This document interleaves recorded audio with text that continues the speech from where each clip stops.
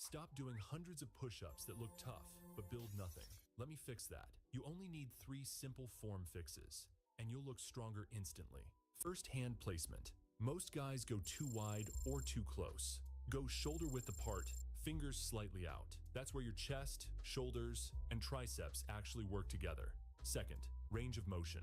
Half reps equals half results. Go all the way down until your chest nearly touches the floor, then push up with power. Don't flare your elbows like a chicken. Third, core control. If your hips are sagging or popping up, you're basically doing bad yoga, not push-ups. Keep your body straight, from neck to heels, like a solid plank that moves. That's it. 3 small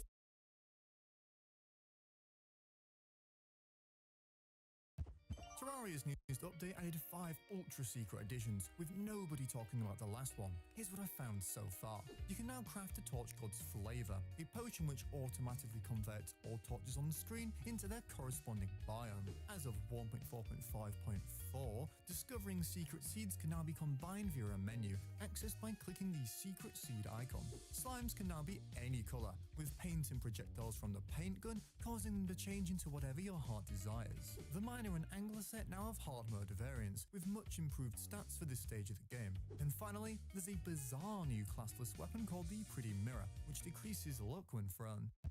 Terraria's newest update added 5 ultra secret additions, with nobody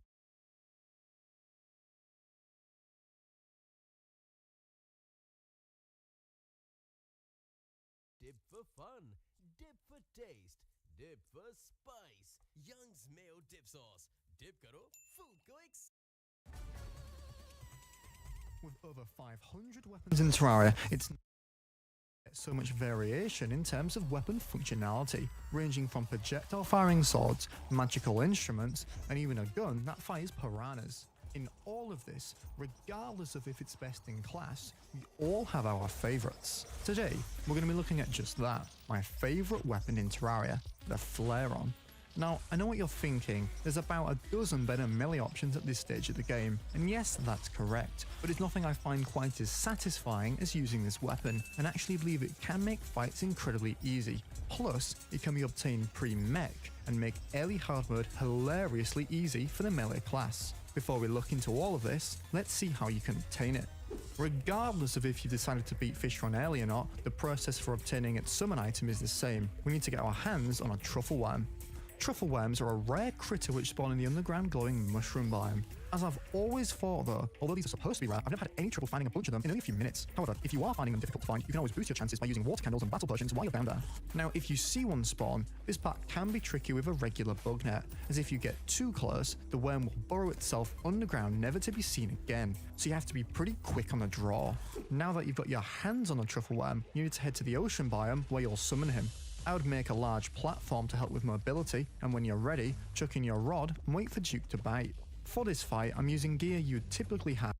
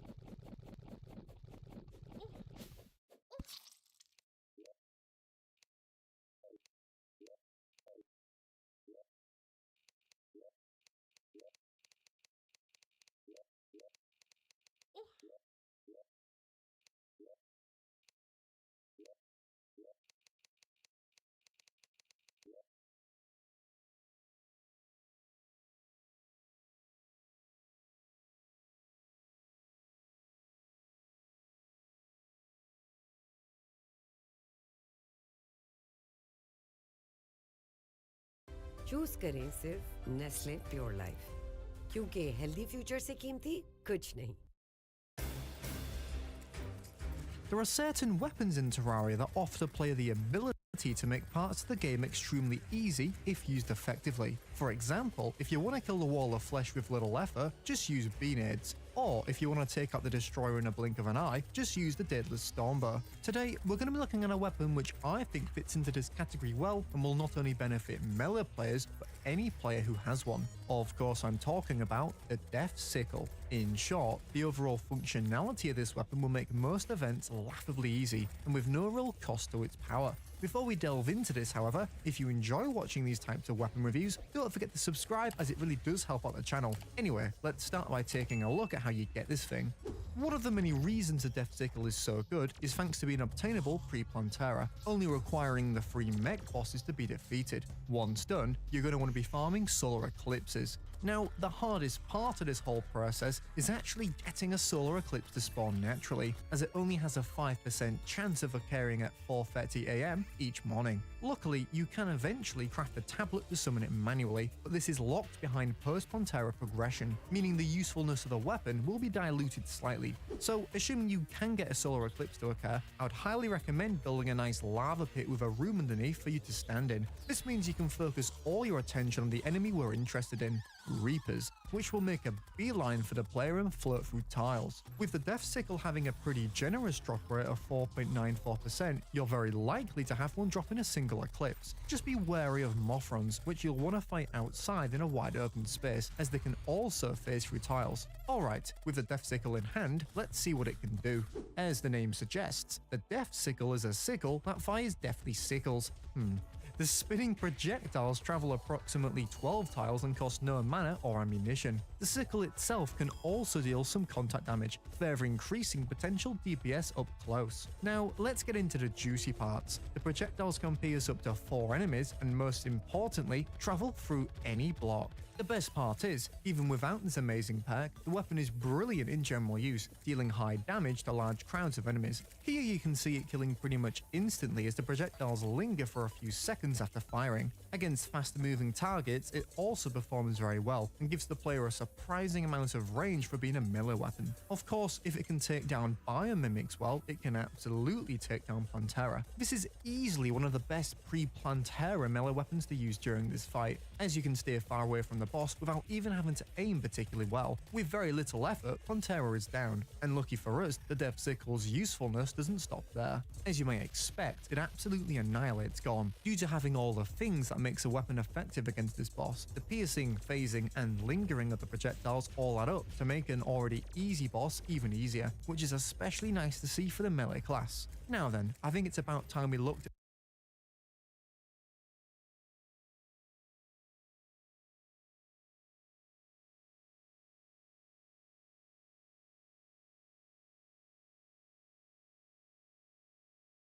Make a move with Hosting Yourself. Bring your idea to life with Hostinger Horizons AI. The Destroyer, by far Terraria's most cheesable boss, being made hilariously easy since its 1.1 debut thanks to the wondrous implementation of piercing weapons. As you'd expect, by now in Terraria 1.4.4, there are plenty of suitable weapons to choose, that each with varying degrees of success can kill the Destroyer in record speeds, and some even in a few seconds. Today, we're going to be looking at the top 10 of my favourites that can allow you to pretty much skip this boss altogether. Let's dive into it. Starting a bit on the lighter side of things, we have the Hallowed Repeater with Jester Arrows. Now, to be honest, I have also kind of included the Tier 3 Hard Manor Repeaters in this pick too, as they deal similar DPS, without of course needing to defeat any mech boss. But assuming you have, that infinite piercing will go a long way, allowing you to deal thousands of DPS if lined up correctly. I found that in the perfect scenario, you'd most definitely be able to defeat the Destroyer in less than 2 minutes, which is pretty damn impressive for a weapon you rangers would typically obtain around this point anyway. But of course, this is nothing compared to what we've got in store today, because next up, we have the Dart Rifle with Cursed Darts. Now, this one I really didn't expect, but after seeing just how many people swore by this combo, I had to throw it in.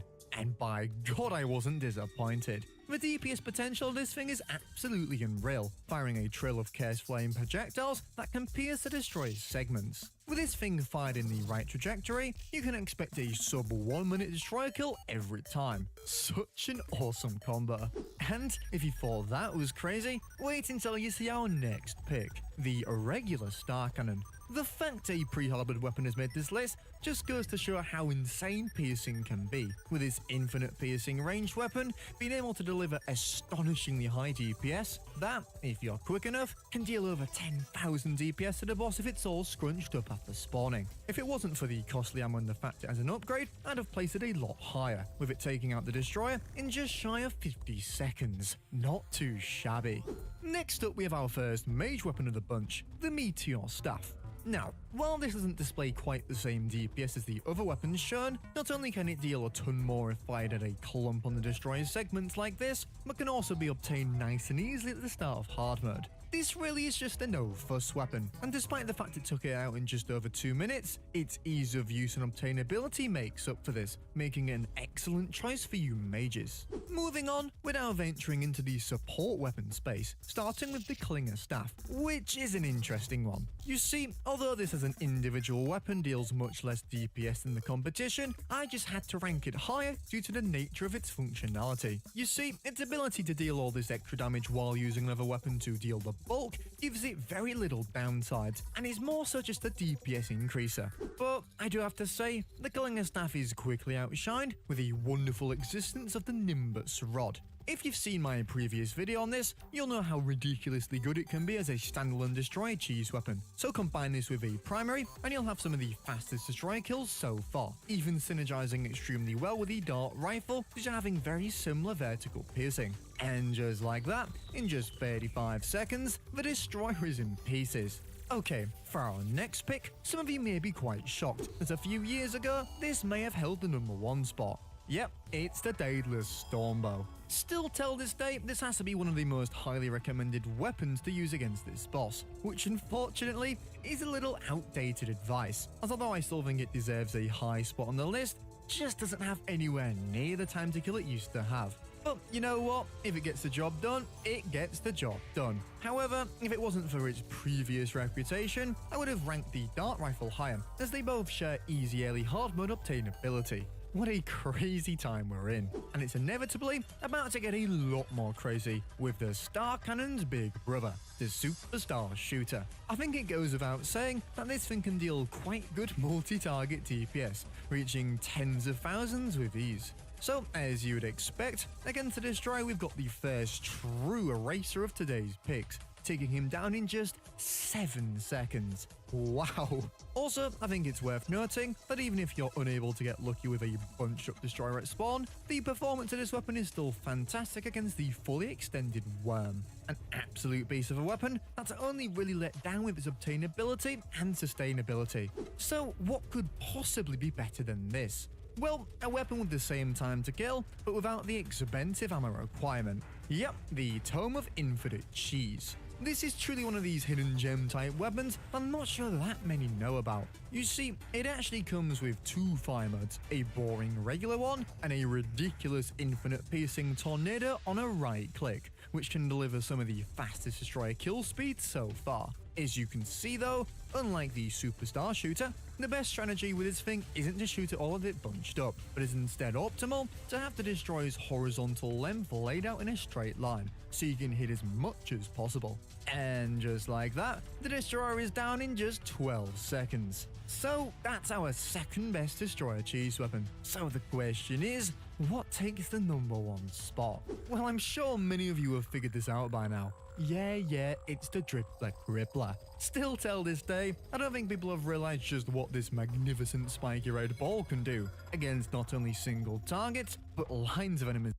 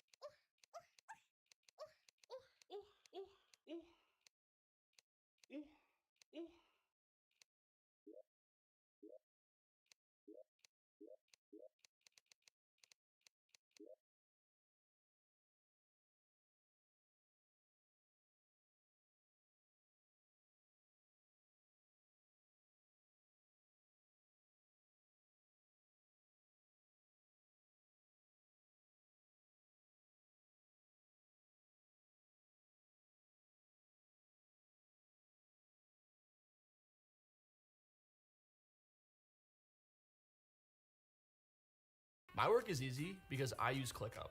Here's how AI gives me all the answers. Since all our company From armors and weapons to accessories and modifiers, there are tons of endgame loadouts that you can create in Terraria. Usually whichever of the 4 classes you play, you'll either use the Beetle, Shroomite, Spectre, or Spooky armor endgame. These 4 basic armors are awesome and give you tons of benefits from damage to defense to speed and more. But what if I told you that instead of only one of these 4 builds, there was a secret build that most people didn't know about? A build that, instead of giving equal parts high damage, defense, and speed, only focused all its power onto one of those attributes. In today's video, I'm going to show you guys the one endgame melee build that will allow you to inflict maximum emotional and physical damage on your victims. The best part about this entire loadout is that it's way easier to get than the regular beetle armor, which requires you to mine tons of chlorophyte, hunt for rare turtle shells, and defeat golem for beetle husks. I've split this video up into 4 different sections. The first 3 being about the 3 different armor pieces you should wear for your head slot, body slot, and pants slot. And the last one about how to take your high damage and maximize it. Remember to leave a like if you enjoyed. Now let's get into the juice. Let's start with the head slot. Remember that for all parts of this loadout, I'll be maximizing your damage. For this first piece, you'll be receiving 16% increased melee damage and 6% melee critical strike chance. It's crafted with only 12 chlorophyte bars, aka 60 ore, and is none other than the chlorophyte mask. Like I said, compared to getting the beetle helmet, the chlorophyte mask requires only a fraction of the work. Grab a splunker potion if you'd like, and head on to the underground jungle and mine 60 chlorophyte ore. Craft a mask at a mithril or orichalcum anvil and you're set. Next we have the body slot. For this I recommend a piece of armor sold by the Tavern Keep for 15 defender medals after at least one mechanical boss has been defeated. The item is the monk's shirt, giving the player 20% increased melee damage and an extra 20% increased summon damage as well, which really can come in handy for some extra damage when using the Terra Prisma or Stardust Dragon. 10 defender medals are given to the player upon talking to the Tavern Keep and pressing the Eternia Crystal dialogue for the first time. To get more, summon Old One's army by placing an Eternia Crystal in an Eternia Crystal stand, all sold by the Tavern Keep. The completion of each wave will cause the Eternia Crystal to drop more and more defender medals. For the last piece of armor, we have the leg slot, for which I recommend another piece of armor sold by the Tavern Keep, but this one is only post Golem, and it's sold for 50 instead of 15. It's none other than the Valhalla Knight's Greaves, granting the player 20% increased melee critical strike chance, another 20% increase to summon damage, and an extra 20% increase to movement speed as well. For the body slot, you'll need 15 defender medals, and for the leg slot, you'll need 50, meaning you'll need 65 in total minus the 10 free ones he gives you at the start, so 55 in all, which is only a few waves of the old one's army. And now finally, here are the last few things you should do to maximize your damage. Number 1. Reforge all your accessories to menacing. If you need some money, one of my favorite ways to make tons in a short period of time is by summoning a pirate invasion and selling all the loot I get. 2. Equip the Celestial Shell, Warrior Emblem, Destroyer Emblem, and Fire Gauntlet. For a 60-second guide on how to get these accessories and maximize melee damage, check out the short I linked down below. 3. Get the Terra Prisma by defeating the Embers of Light in the daytime. This will allow you to effectively take advantage of the massive 40% summon damage increase from the armor. You can also use a bewitching table and a summoning potion for an extra 2 minion slots. If you're having too much trouble with this, then the Stardust Dragon is a great substitute that only has slightly lower DPS. Lastly, number 4, use the right potions. The Wrath and Rage potion will increase your damage and critical strike chance by another 10% each. A summoning potion, like I said before, will also help with an extra minion slot. And that's it. In total, you'll be getting 117% melee damage increase, 36% crit strike chance increase, 20% melee speed increase, 20% movement speed increase, and a 40% minion damage increase, and a total of 66 defense from the armor alone, which is right near the full beetle armor's defense of either 61 or 73. Let me know what you guys think about this build down in the comments below, and don't forget to leave a like for more content.